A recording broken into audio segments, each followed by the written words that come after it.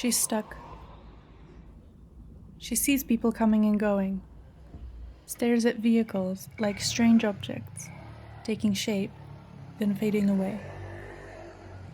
Day by day, it's the pattern on the floor, door handle, corner of the radiator, tap. She makes food, works, relaxes, washes, sleeps, and again. Every day is exactly the same. She can't remember how this started. She repeats the same unnerving routine, regularly, habitually, unalterably.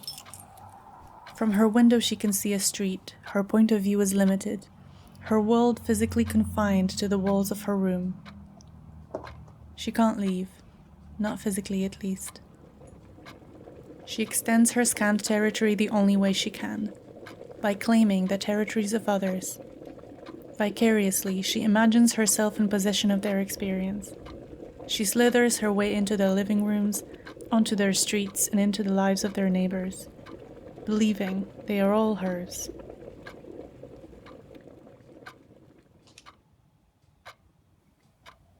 That's her hot neighbor. She can see him in the courtyard through the bathroom window. Every morning after she takes a shower, she wipes the steam off of the fogged-up window, and he's there, jumping. He's probably one of those people madly exercising now, as if that's supposed to stop you from going insane. Hot neighbor likes to rope jump amidst freshly washed linen. Sometimes she'll catch a glimpse of laundry lady, their other neighbor, hanging fresh ones for him so he can enjoy his rope jumping. She's clearly adopted cleaning as therapy. It's laundry day every day back here. Laundry lady's water bill must be through the roof. But maybe it helps.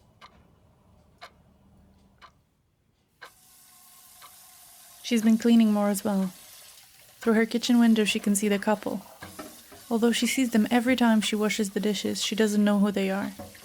She tries to spy on them a little, squinting to get a better view through the trees. The couple sunbathe whenever the sun is out and play in their private garden at the back of the building. Their life seemingly unaltered. She won't admit it, but it upsets her. That's Pete. Sometimes during her daily stroll between the bedroom and the stair landing, snooping through the window of her corridor, she can see him in his backyard. Based on some peeping and eavesdropping, she thinks he's not handling it very well. He's taken out all his black leather shoes, and now every morning, looking a little disheveled, he goes out and polishes just one. A different one each day. Objectively, he does a pretty good job. But to be honest, she's a little concerned for the shoes. George has been slowly painting the brick fence here, little by little.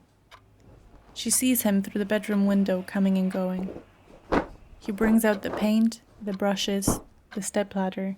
He lays them all out, slowly and methodically preparing for the task.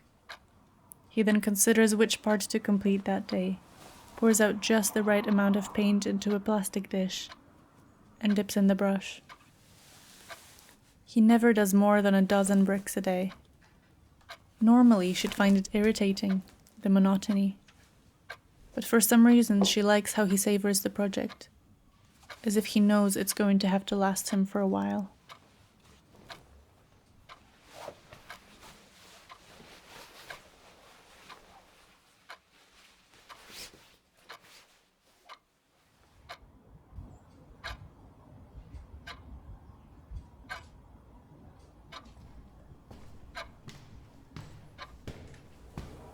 She used to amble from wall to wall, exhausted by the monotony. Now, freed by her imagination, she gets up and wanders through the flats of London, perching on windowsills, drifting through unknown alleys, peeking into private courtyards, her gaze guiding her motionless adventure, no longer aimless. Her eyes grasp at things familiar yet surprising, ordinary yet particular. Every night she goes back to her room, her bed, back to the ceiling she stares at, not wanting to fall asleep. She tosses and turns for hours, musing in the darkness on what she's seen. How many times will she repeat the same idle journey, the same 1,000 detours that somehow always lead her back to her starting point? In imagination, she finds freedom. She's here and there, without constraint or obstacle. Still, solitude exists. She realizes every time she remembers she has to return. Every time she asks, and only silence replies. Her only comfort is that they follow the same pursuits as her. Just as endless, just as slow.